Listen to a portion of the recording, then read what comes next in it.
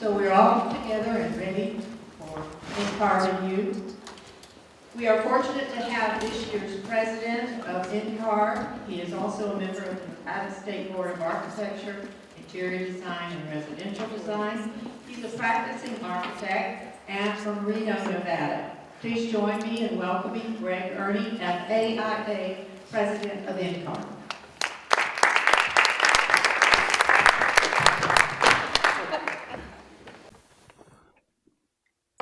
All right, is this thing working? Hell, I'm just going to yell. All right. Thank you all for being here. There was a rumor floating around that the room might be empty, so I went out and tried to get some people from the street and who knows what else, because this is a very, very stimulating topic. NCARB, and not me, but NCARB and you, okay? So the idea of this presentation is to be able to deal and I guess address the recent changes and the updates and dispel some of the myths that still seem to be prevalent out there about NCARB programs and the whole path to licensure and the education experience and examination of processes that are associated therewith. So the idea here, I don't know that are there any students? I don't think there are any in the room. It doesn't appear that there are. How many aspiring licensees are there in the room? I see one. Okay, we got a couple. And how many of you are how many firm owners? Okay. And how many of you are serving as mentors or supervisors in that capacity? Good, good. Well, this presentation is I hope to be very informative to all of you in the room, whether you're an aspiring architect, so you can understand the path that you're about to, or that you've been taking or are undertaking in the path to get there, and more importantly, because it's something we're trying to emphasize, is to help everyone who is assisting you in your path to licensure, the supervisors, mentors, advisors, help them with making you and helping you understand the path that you need to try and stay on in your efforts to become licensed. So let's get started. So as I just mentioned, we're going to talk about the path to licensure, and we're going to talk about the new AXP portfolio, which has the AXP. Does everybody know what AXP is? Took the place of IDP. Boy, you guys are educated. There we go. And then we're going to talk a little bit about the test and the transition to the new exam that's already out there. Then some new paths, the NCARB certification for those who don't take what we call the traditional happy path. And then the future of the profession, and then some question and answer. And with me today is Dennis Panars.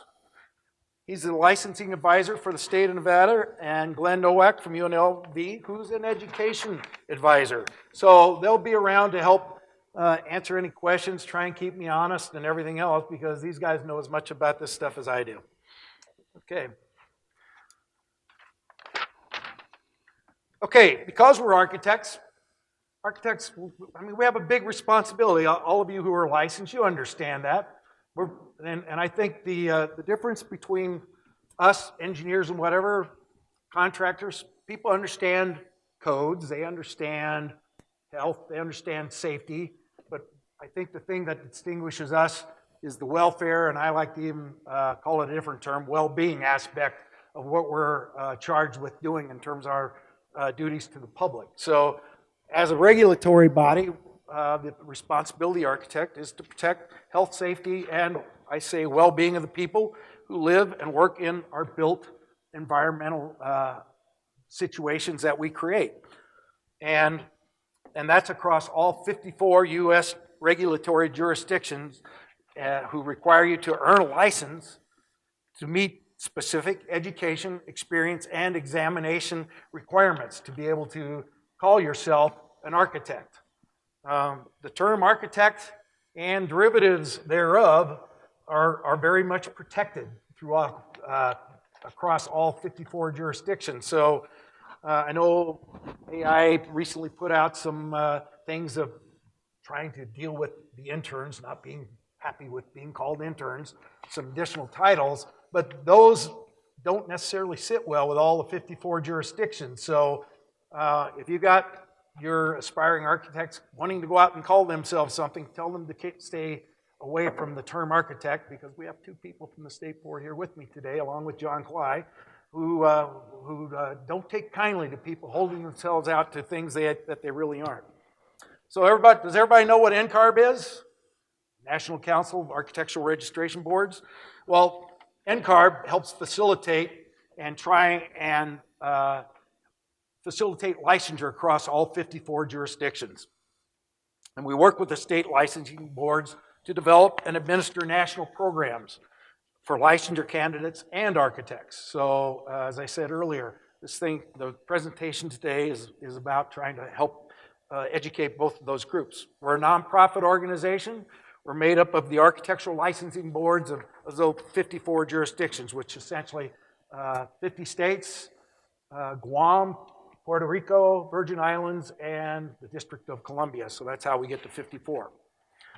So while each jurisdiction is responsible for regulating the practice of architecture within its borders, we help the boards protect the public health, safety, and well-being by facilitating the regulation of architecture across the country. So you would think that 50 states, 4 territories would probably have very similar licensing laws and what have you. Well, that is certainly not the case. It's kind of like NCARB's role is like trying to herd 54 cats into kind of in a common direction and a common theme.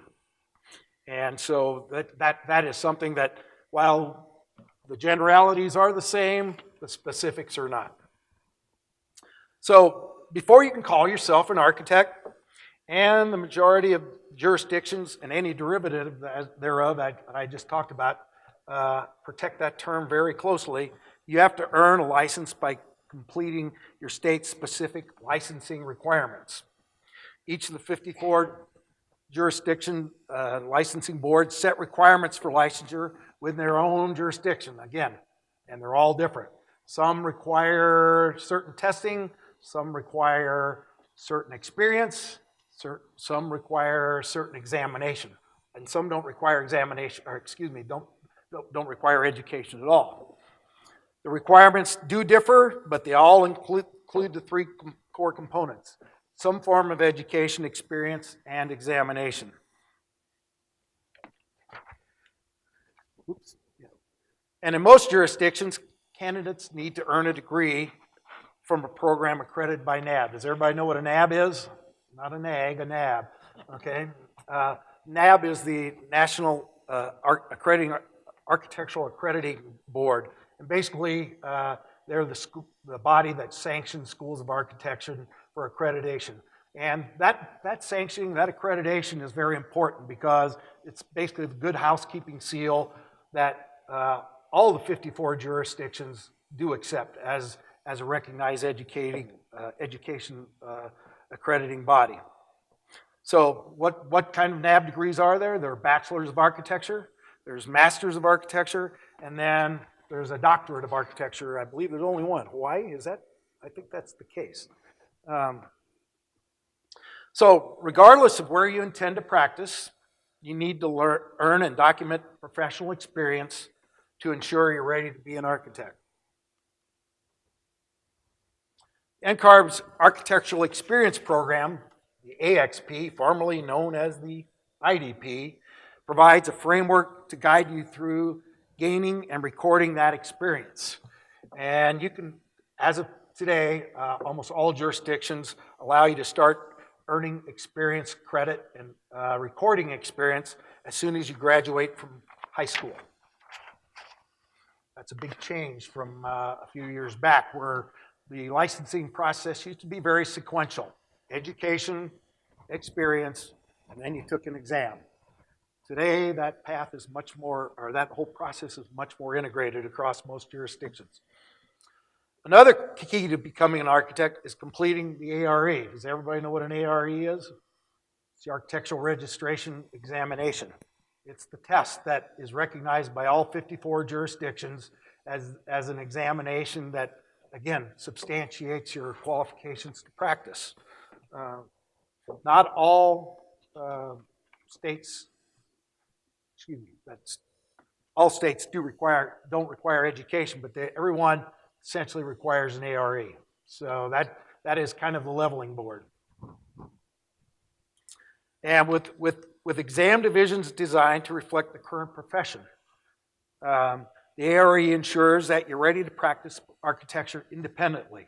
Now, when we say that you're ready to practice, what's the level of practice that level of certification that we kind of try and say that you're ready to do? You're not the most seasoned individual when you get to that licensing level. You're kind of minimally practiced when you get to that credential. So even though you may have a license, you need to be cognizant of what you really think, what your qualifications are and what your levels of expertise are for those of you who are aspiring to get that license. Don't be going out and undertaking projects that you really have no background or experience in. That's a dangerous path to go down. So whether you're looking to get licensed in New York or Nebraska, the best place to research specific requirements is NCARB's licensing requirements tool. And NCARB has a website, and they've got a darn good website, according to Dennis, because he refers his candidates, I suppose we call them. Yep, that's what we call them, to the website all the time. And first thing he asks them when he starts asking questions is, have you looked at the website? Because it's really on there. And Dennis has told me the website, which has been overhauled and a new version of it has been put up in the last year, is very comprehensive and very good at explaining and guiding people through these processes. It's available on the NCARB.org website. It's an interactive tool, highlights state requirements for initial and reciprocal licensure, as well as registration renewals and practice. And again, you click on the state, it allows you to understand all the nuances that go with practicing within that state and getting licensed within that state. You'll also find contact information for state boards and compare requirements, and that allows you to compare requirements between jurisdictions. So the exact URL is ncarb.org/registration boards. Right there on the screen. Any questions so far? All right. So over the past decade, NCARB's been working really hard in response to a lot of feedback, oftentimes criticism, public comment from architects, then called interns, people out in the profession, that the path to licensure, while it was very vigorous, it was also taking too long, and it was a bit overburdensome. So NCARB's worked with our state licensing boards, our professionals, and the public to refresh the programs, and along every step of the path to licensure, from education all the way through to registration. Chief among these was the update and alignment of two key programs, the ARE, the Architectural Registration Examination, and the AXP, the Architectural Experience Program, previously known as the IDP. And as I mentioned earlier, we have two tests we're running right now. The old ARE 4.0 and the new test, ARE 5.0. And we're running them concurrently, allowing people who have been in the 4.0 process for however long they've been at it. Some people, there's still 10,000 people out there who are in the process of trying to get through the ARE 4.0. Some never will because they haven't tested in a long time, but there are 10,000 people that started the process out there. And then the path to, the new ARE 5.0, which is up and running, and will be the only exam after what date? Who knows that answer? 2018, June of 2018. ARE 4.0 sunsets.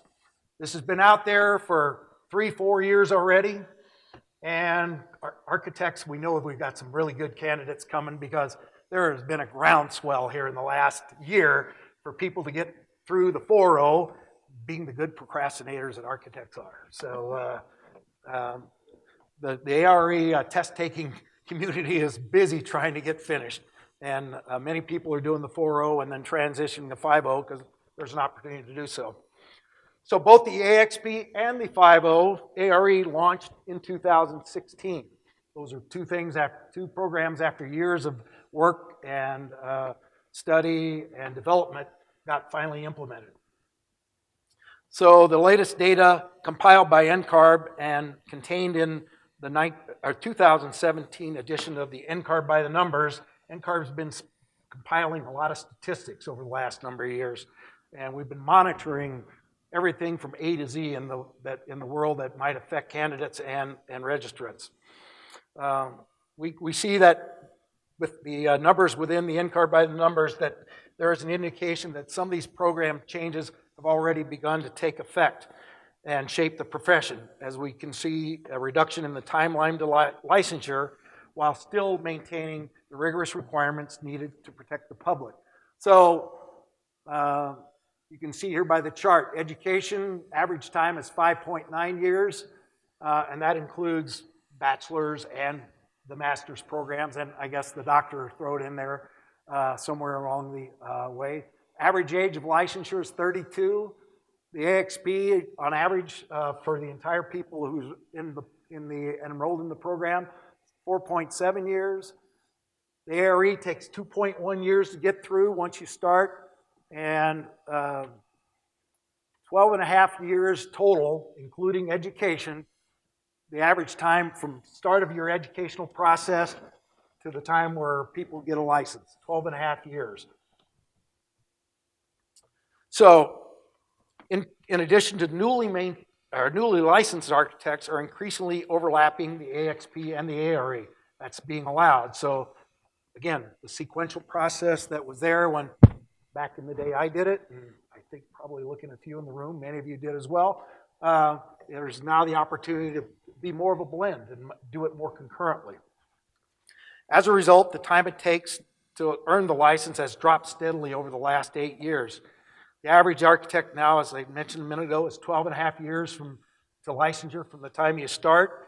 That's nearly a 10-month sooner than in 2015, and it's a little over 3 years quicker than it was back in 2008. So these processes of allowing the AXP to be done and the ARE to be done while participating in maybe sometimes an educational environment, it's doing the job of trying to meet the outcry that was happening about the fact that it was taking over 15 years, almost 10 years ago, to get through a licensure process.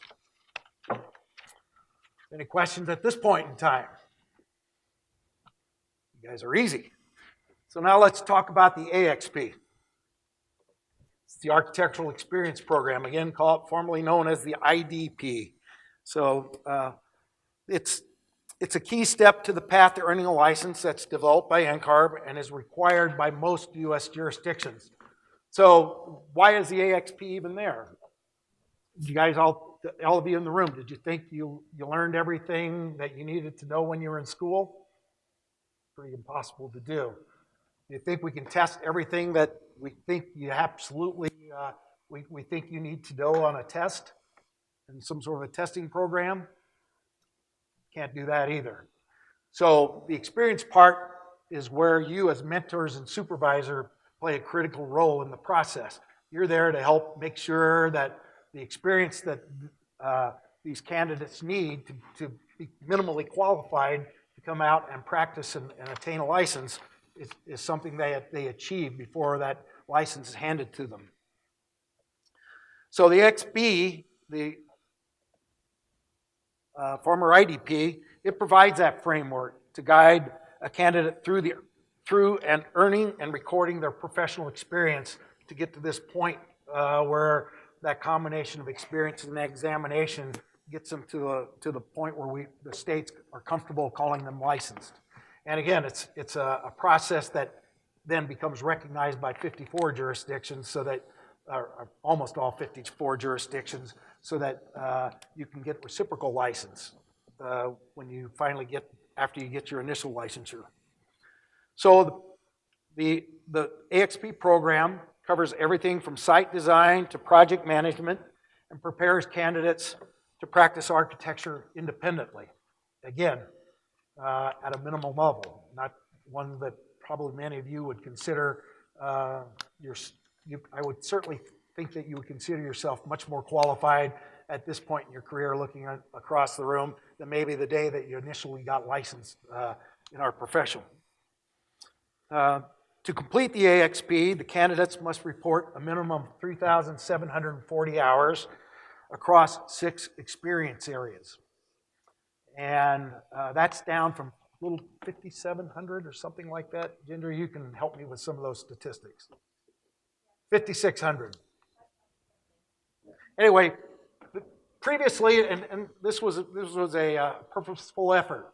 There were required hours in the old IDP, and then there were elective hours. Well, there was hardly anybody taking advantage of the elective hours. They were putting it into the required hours.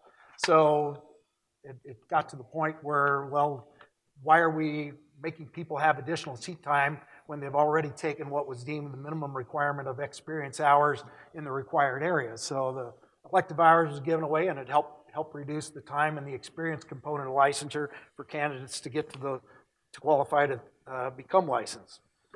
So how does one start to record all these hours? Well, if you got a candidate, you've got somebody working in your office, first thing you need to do is you need to get them to get an NCARB record.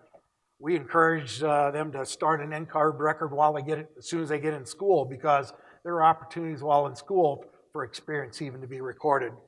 If you're working for an office, doing a summer job, you're working over Christmas breaks, whatever it may be, all experience counts as long as you can record it in the required experience areas.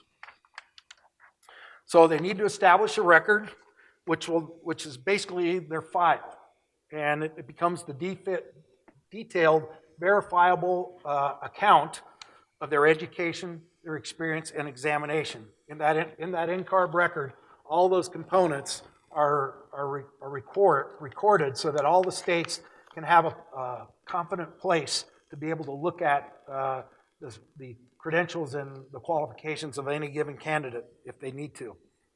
So where does the candidate sign up for their record?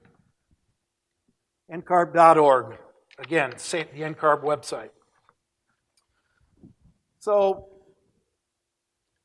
most candidates complete the AXP by documenting the 3,740 hours across the experience areas. And these experience match the same divisions that are in the ARE. So all of a sudden, before that wasn't the case. But now there's some synergy here, and there's some ability to get some mapping so that when you're getting experience, well, it'll be similar to what you're going to get tested upon later, at least in terms of the areas of knowledge that you're required to know. So, and while this is one of the traditional 3,740 hour path, is part of what I called earlier the happy path, where you get an accredited degree, and then you do the standard AXP process, and then you go take the ARE exam, and that allows you to be licensed. The licensure of architects was coming on under a lot of criticism for trying to force everyone into a common path and one-size-fits-all sort of environment. So this is where the AXP portfolio came about, where if you weren't able to do it within these, in the traditional way of recording hours, there's a new option for seasoned designers with experience that's at least 5 years old. How many of you guys are still doing the same things you did when you started out in the profession working in an office? Probably not. You've moved into positions of maybe being a project manager or the firm owner, you're out chasing work and what have you. Well, that holds true for people trying to be candidates as well. If you've been working in a firm for a long time, you're not the guy who's maybe out there detailing all the documents anymore. Maybe you've evolved into a role of specifications. So it's very hard for you, if you want to suddenly go get licensed, to go try and record all those hours. So this is a program that allows you to go back in your history and document your experience from the past. And again, it's got to be experience that's at least 5 years old so that you don't try and go back and do it. And this is not an easy process because you have to be able to generate information that's long in your past. I have a hard time filling out my time card from the beginning of the week to the end sometimes and figuring out what I was doing. So through the AXP portfolio, these candidates submit exhibits of work that documents, PDFs, drawings, images, and other files that demonstrate their ability and their skills in those 6 areas of knowledge and practice that we talked about in the experience requirement. So through the AXP portfolio, I need to stress that this is an option that's for experienced designers only who have been working in architecture firms for several years, as I mentioned earlier. They've reached a point where completing the XP through the hourly reporting is just not a feasible path. So this is kind of an overview on this. If you want to learn more about this, where do they need to go, Dennis? Go to the website. It spells it out in great deal of detail.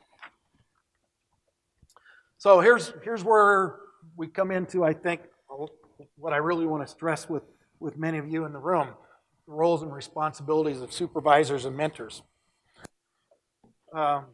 If you're a candidate, you're going to be encountering supervisors and mentors who will help you along the way.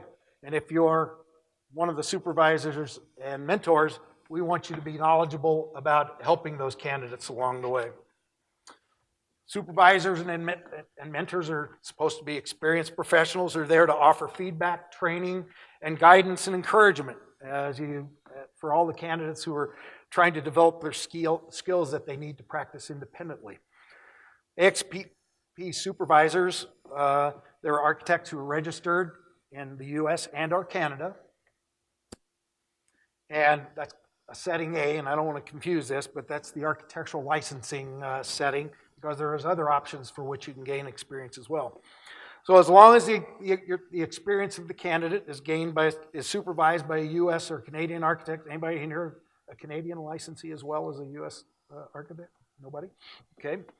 The candidate can earn their experience while you're working abroad. So if you happen to be working in a foreign office, if you're licensed in the U.S. and you have AXP candidate type folks working in the office, even though they're working in a foreign country, because they're working under you as a licensed individual, that experience counts and can be recorded towards their experience hours. Candidates can also earn, so that's half. The candidates can also earn 1,860 hours working under direct supervision of a foreign architect, or completing other experience such as the AIS Freedom by Design project, or design in a construction environment, or working under a professional from another discipline, such as an engineer, landscape, or whatever, but that only counts for half. So you still have to spend time working under a licensed architect, whether it's domestically or abroad, to get to the point where you can qualify all your experience and meet the requirements for licensure. Okay? Okay. So, and before I go into the area, I just want to stress the importance of all of you in the room, in addition to the candidates here, in your role of helping them and assisting those who are looking for that mentorship role, that supervisor, to help them along the way. It's more than just documenting seat time. It's not just signing off on an AXP card or AXP eligibility. It's making sure they know it. You're not doing anybody any favor, and you're not doing anybody in the public any favors by assisting somebody who's not qualified to practice to move on and get a license. And at the same time, you need to be helpful in getting them there. We hear a lot of horror stories about supervisors who just don't get around, or in some cases actually hinder the candidates from getting their hours recorded because they're somehow or another being unethical, holding them hostage or whatever, and not wanting to give them and actually allow them to record the experience for whatever reason they may have. So don't be one of those. I think it's important for us who have gotten the license to not only give back to the profession, but I call it giving forward.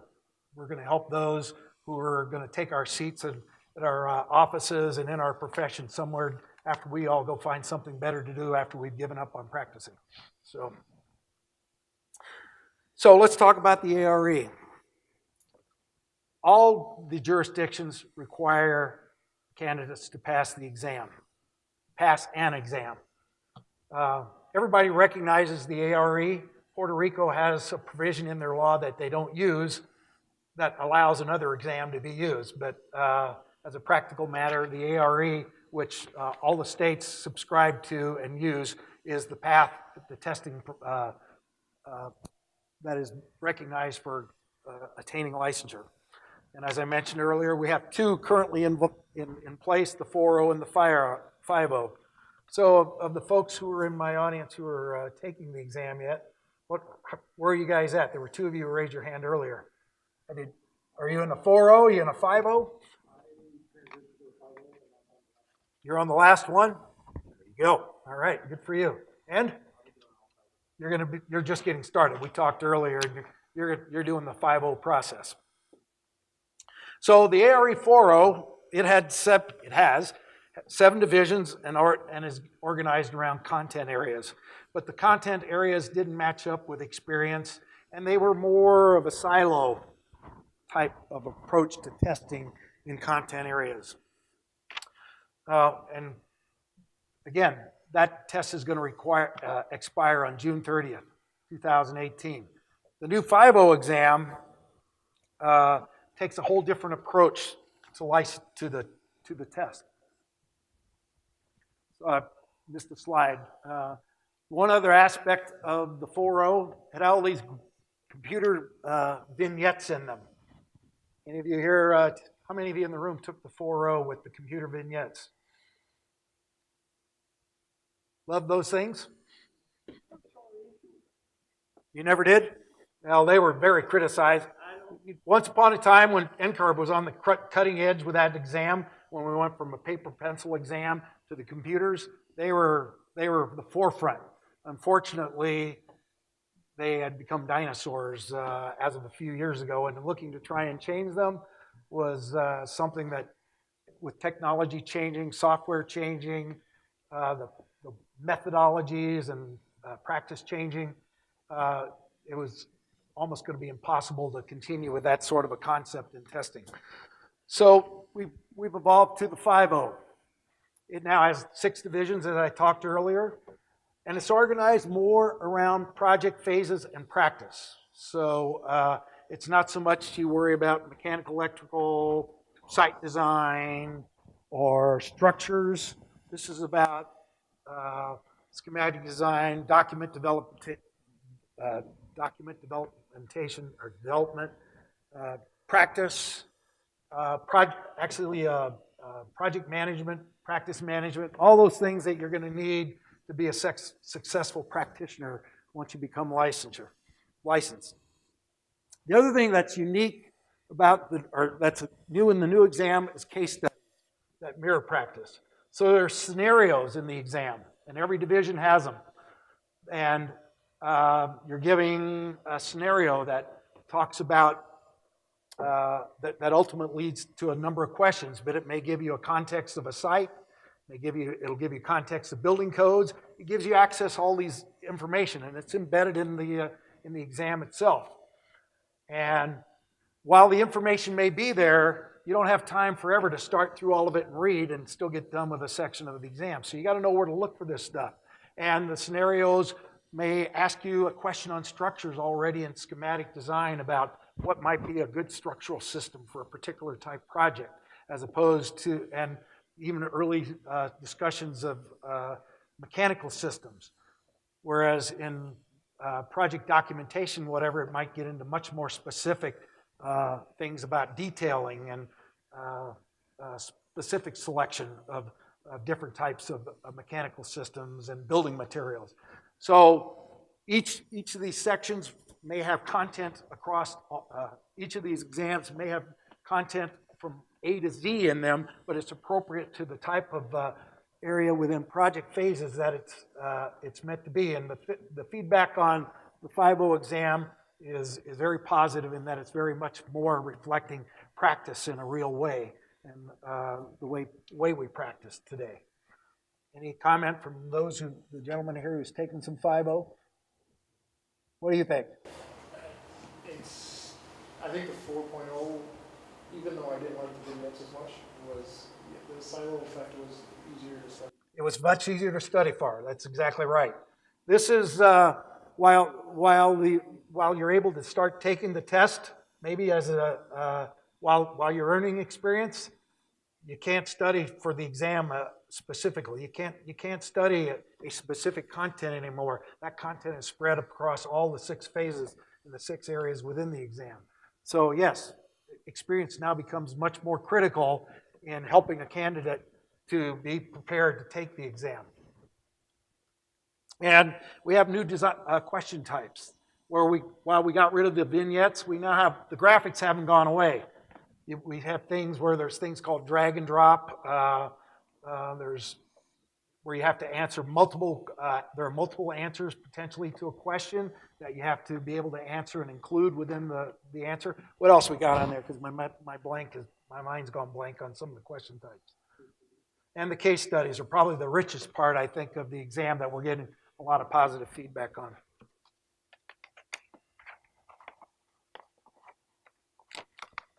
Excuse me.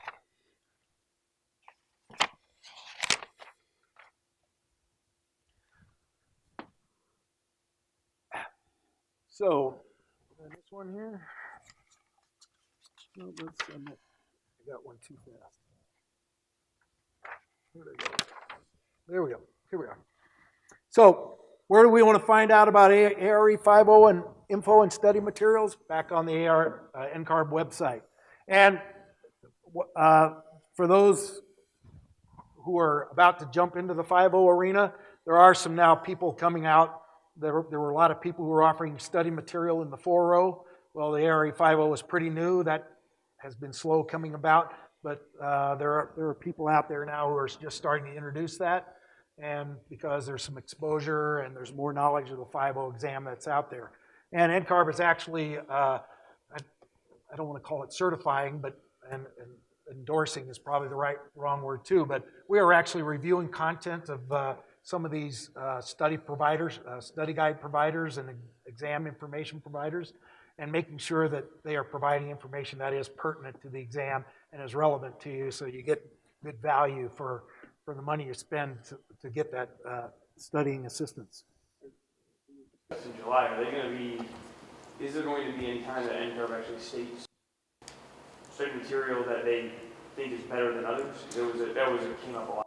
I don't think we're going to particularly endorse any one over the other. NCARB is also putting out information on the exam, but we're trying to make sure that there is at least a minimum level of what do you want to call it, appropriateness to the material that might be offered by a material and study guide provider. And they're just now starting to come on board. The first couple, I think, have signed up, and now because there's a couple out there that have I guess you would call it the good NCARB good housekeeping seal, we're expecting a bunch of others to follow, because if it's got, if they get to advertise somehow or another that's been approved and reviewed by NCARB, that's going to be a marketing advantage. So I think everybody's going to follow suit. So I think you'll probably have access to a lot more material here very shortly, if not already. So transitioning from the ARE 4.0 to 5.0, and there is a path to that. Remember I talked about 7 areas? Well, the whole reorganization allows you to actually take it in less than 6 divisions. You can take part of it in 4, you can transition to 5 and take part of it, and you actually wind up taking 1 less test if you want to. But so if you're someone who hasn't started the testing yet, you should start in 5.0, and actually you're at a point where you have to start in 5.0 because the opportunity to start in 4 has expired. And this gentleman's an example of somebody who did 4 and is finishing up in 5. He figured out the path, okay? But the difference, and don't misconstrue that somehow or another there's one less test, the material's not being covered, it's now being covered in a different way that the tests are testing the information you have to know. So let's talk about the certificate. How many of you in the room today are practicing in the same place that you got your license? How many of you have now moved at least once? How many of you moved 2 or 3 times? How many of you are actually practicing in more than one state? All right. This is the reason there's an NCARB certificate, and this is the reason that this thing is so, this certification is so valuable. So once you become licensed in a jurisdiction, and this is something I think you want to point out to the candidates as well, you may want to earn a reciprocal license because architects are practicing across state lines, people are becoming mobile, everybody's aspiring to do different things and they move on and do different things in their life. So the easiest way to do this is get this certificate. And what is a certificate? It's basically a passport. The NCARB monitors, I said earlier, with the fact that they set up a record for you, they monitor your qualification across examination, experience, and education. And despite the fact that 54 jurisdictions may want to look at these 3 areas differently, the fact that NCARB is monitoring them, the jurisdictions will take the certificate as the validation that you've learned and earned the right to potentially be called an architect in their state. Now, some states do have additional requirements on top of that, but the certificate is kind of the baseline that'll get you in. We in Nevada actually have an additional test on top of just becoming licensed. It's a jurisprudence exam. Make sure you understand our laws. Other states, like Alaska, have a test on permafrost and things like that that are very unique to practicing within their jurisdiction. So the certificate is the thing that will allow you to and facilitate licensure in a quick way from one jurisdiction to the other. And it's not only within 54 jurisdictions, the certificate now avails you of the opportunity to practice abroad, reciprocally with Australia, Canada, New Zealand, and Mexico. And just last week I was in London, and because the British divorced themselves from the European Union, at least for the time being, we're looking to establish a mutual recognition agreement for licensure with the British, because their licensing process is very, very similar to ours in the education, experience, and examination categories. They do it a little different within each of those, but all the pieces are there. They just put it in the cake differently and then bake it. So that's my analogy. So while it's possible to gain reciprocal license without being certified, all 54 jurisdictions do recognize the certificate as the easy way to facilitate licensure. And actually 24 of the jurisdictions require it. So to earn an NCARB certificate, you need to have a degree. You need to complete the AXP, and you need to pass, and you need to be, you have to have a degree from an accredited NAB program, complete the AXP, and pass the Erny. This is, again, the happy path, having the accredited degree. And have a license somewhere in one of the, to practice architecture from one of the U.S. licensing boards. So once you have all these requirements for certification, and NCARBs receive supporting documentation, we'll evaluate your record, and if you meet the requirements for certification, you'll be issued a certificate. And again, this is essentially your passport, your ability to cross state lines and go practice in other jurisdictions. As long as it's allowed with an NCARB certificate, what's our time frame for essentially facilitating a licensure, Monica? I mean, if somebody came into the state with a certificate, applied today, what's the typical time frame? Pardon? Yeah, 30 days, okay? And sometimes less, okay? So, but what if you don't meet all these requirements? Say you don't have a degree from a NAB accredited school. There's an education alternative. So there's an opportunity for those who don't come from a NAB accredited degree, but let's say you came up a 4-year architectural program and you never did that 5th-year thesis, or let's say you never went on and got the master's degree. You got to working in an office. Life got in the way.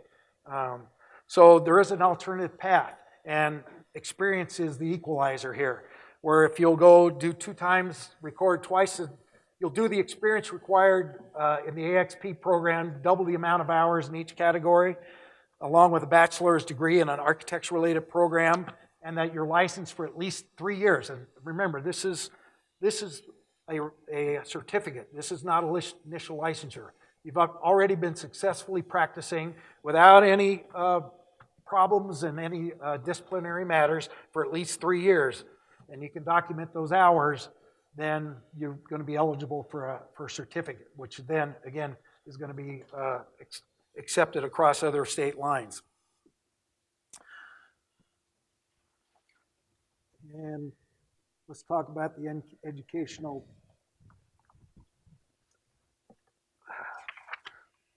alternative here as well. So,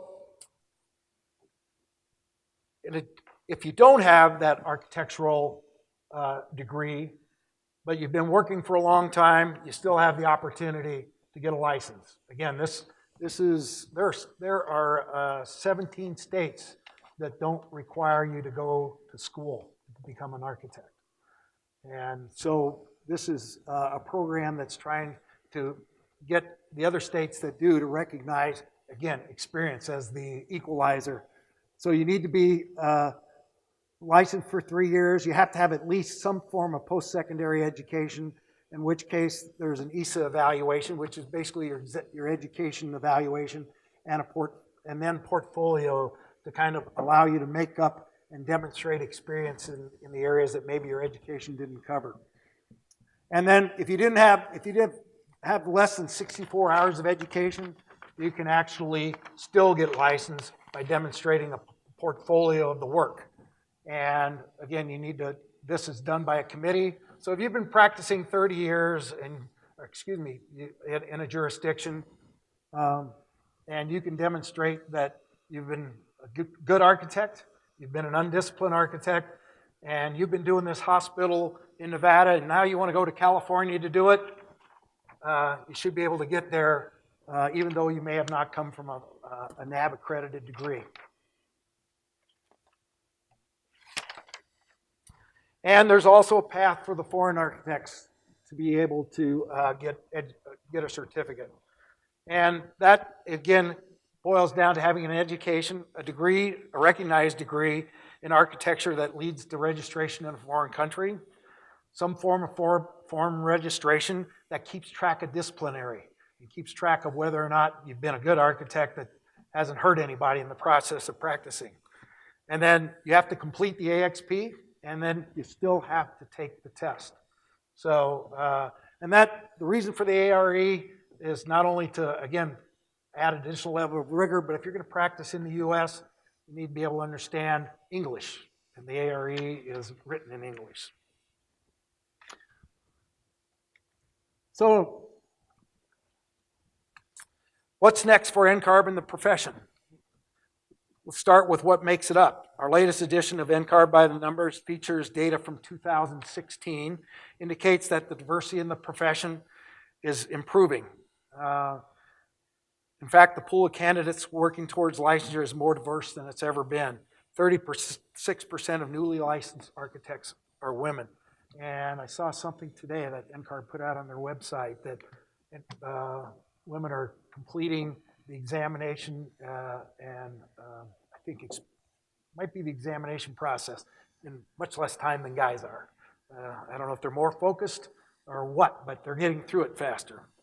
So the first time since NCARB been collecting demographic data, the gender equity improved with every career stage, including gaining professional knowledge through the AXP and the ARE and earning a license. And we see this in the architecture schools. They're 50-50 gender equity is there between women and men.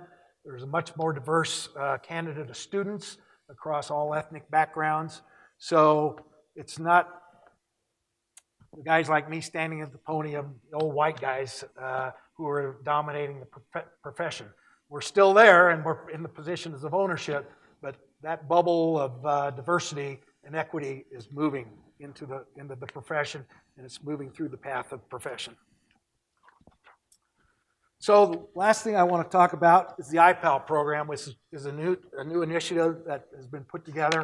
Does everybody know what the IPAL program is? Anybody heard about it? Anybody not heard about it?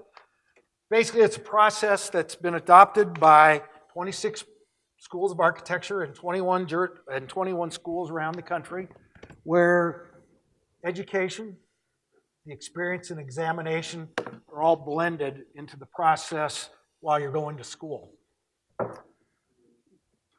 Pardon? Oh, there we go. Sorry, what did I do? Click it back. Sorry, there we are.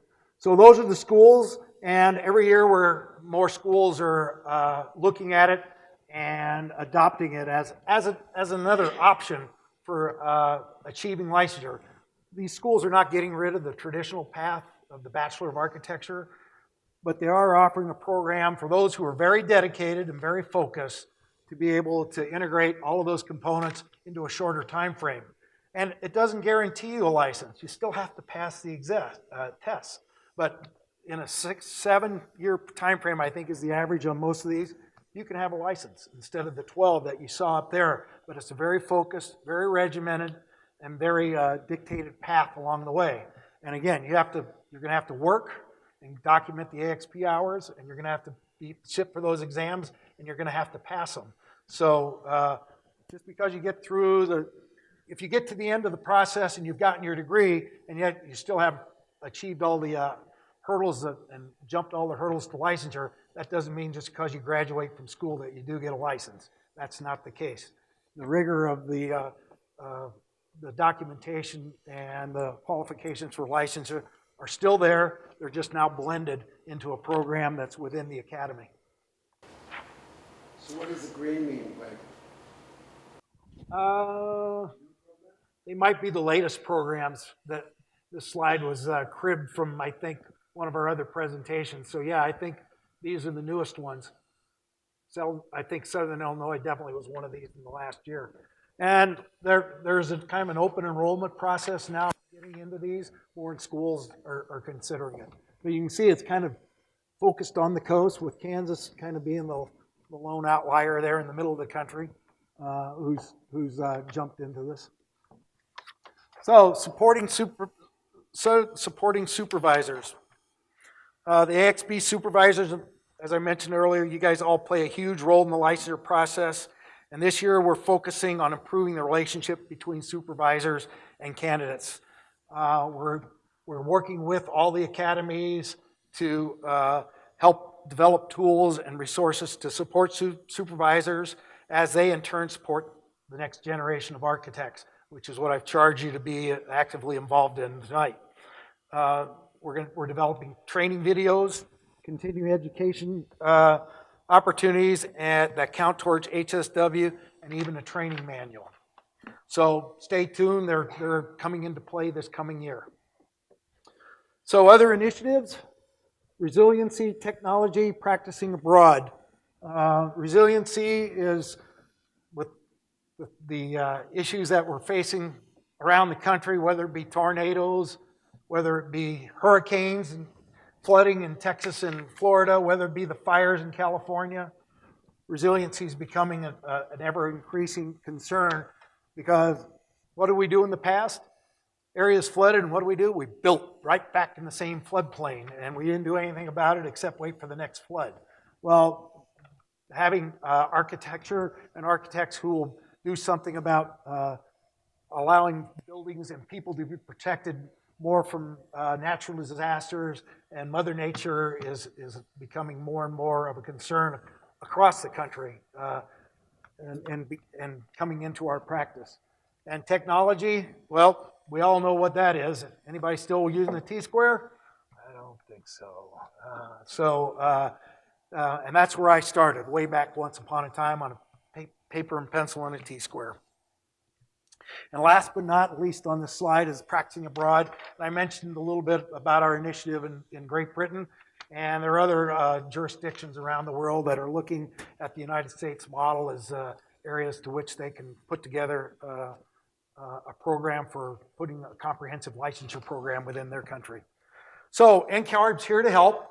We've already heard that it's a great website.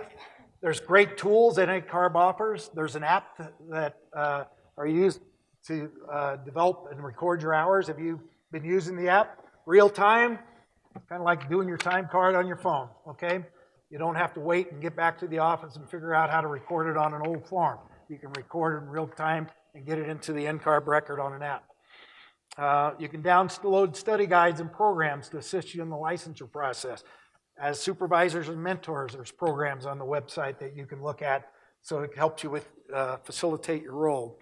And then last but not least, there's newsletters and all kinds of websites and web-based conversations and communities that they're offering communication and tools for you as supervisors, and it's in particular useful to the candidate pool because they are all over the internet and all over these tools as far as being able to access information via their phone and through Facebook, Instagram, Twitter, any and all those social media platforms.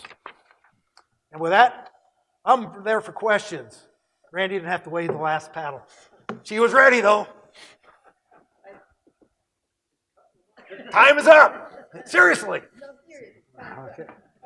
So, questions? Yes, sir. Is there a resource for those of us who did not take a straightforward path to licensure but are licensed for the portfolio submission? Yes. Go to the website. And if after that, if you have questions, I'm going to say that's the initial answer. Go to the website, and when that doesn't fill all your needs, call the NCARB office. There's customer service department that should be there to help you. Okay. And if they don't help you, call me, okay? I will. And I'll make sure that they do, okay? I did go to the website and the pages weren't there. Now, that said, I've seen that with, maybe I need to use a different browser because I've noted lately that on some websites there seems to be compatibility issues with some with certain websites. I'll go between Explorer and Chrome. So I'll give it a try on both of them, and if I can't find the resource, I'll contact you. Are you here in Las Vegas, or are you somewhere else? I'm here. You're here? I would offer, and I'm going to throw Ginger and Monica under the bus. They can probably help you as well. And if they can put some pressure on the NCARB staff to assist you as well. Because I can tell you when Monica calls, she's like Eve Hutton. They listen. Okay? Is the up button around anymore? Well, I don't know. I guess you have to be old enough to know what the hell I'm talking about. So, anybody else have a question? So, rolling clock question. I have a staff member and then was contacted by a member of my chapter about, they've been working towards taking the exams regularly. One of them has unfortunately taken the structural exam 6 times and still hasn't passed it. Yeah. And in the process, hit that 5-year time and dropped it up. To me, that seems punitive when someone's trying to make progress. I think the intention of the rolling clock was to help those that maybe weren't as proactive as he is to take the exams in a timely manner. So I charge you guys with looking at that, because to me that's wrong to punish someone who's actually trying to make progress. So, Well, and my response to that is that and I don't know how long it's taken him to do what they've done. You said the rolling clock expires in 5 years. correct. The exam has changed during that 5 years. It's responded to more current issues that are involved in practice and what have you. So that's the reason the rolling clock is there, is because the test is constantly being updated to reflect current content, the current issues that need to be, that the community broadly across 54 jurisdictions have deemed appropriate that candidates need to know to practice in a contemporary environment in our profession. So that's the reason the rolling clock came into play, is that you can't rely on something that you took 15 years ago to come into play, and 5 years was deemed the appropriate time as the relevance of the information to make sure that the credentialing of the architect is current and appropriate. And that's the reason. And again, a lot of it, maybe, I'm not sure what state you're from? Utah. Utah. Maybe Utah felt that okay, 20-year-old exam result is okay, but if you wanted to become licensed in Utah and then move to Nevada or to California or Wyoming or wherever, they are not going to take it. They expect you to be more current and more versed in a contemporary practice and knowledge areas, as opposed to something that's older than 5 years. And the 5 years was the number that was deemed appropriate. Not 4, not 6, but 5. Okay. The study materials that's been reviewed and approved by NCARB, is that on your guys' website as well? I believe there is. I can't tell you that I'm all that versed about all the aspects of the website. It's a big website. It's got a lot of layers and there's a lot of information on it. But I'd like to think that is there. It wasn't. I don't know if it was up there yet. I haven't checked back. I know it wasn't back in July. Some of the new endorsed providers, that's pretty recent. So I don't know whether that's crept into the website. But there is information on the NCARB website for study materials, and some NCARB actually offers some study material advice, I believe, on the website. Is that correct? Yeah. Monica's going to look for you right now. She knows how to do that. I appreciate the presentation, Greg. I noticed on the iPal slide a big gray area in the Mountain West region. So this is a question for you and maybe everybody else that's here. Is anybody else planning on establishing an iPal in your state, one of your institutions? I know it's a discussion that we're having at UNLV.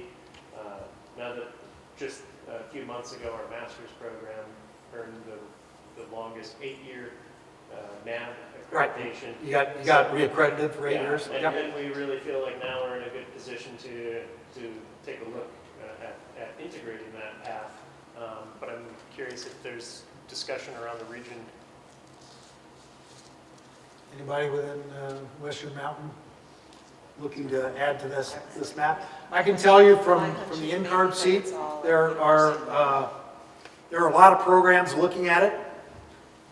There are not a lot of programs kind of waiting to see how this turns out, waiting for those first graduates to come back and letting these folks up here be the guinea pigs and then hear about the best practices and the best ways of integrating it into their programs.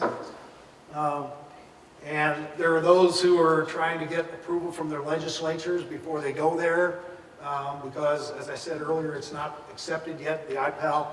Not all states will allow you to start taking the exam until you get out of school. And so that's a hurdle in a lot of jurisdictions. So there are a lot of reasons that there's still gray up here, but I can tell you there's a lot of interest in those gray states with many of the academies for, I would say, within the next couple of years, there'll be quite a few more folks that are going to be included in the colored portions of this map.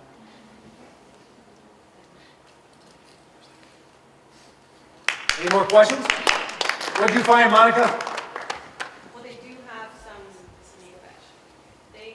videos, some study material. Is there any information on providers? No. Not there yet. Okay. All right. Again, it's pretty new. It's like within the last month or two that these people have actually signed on.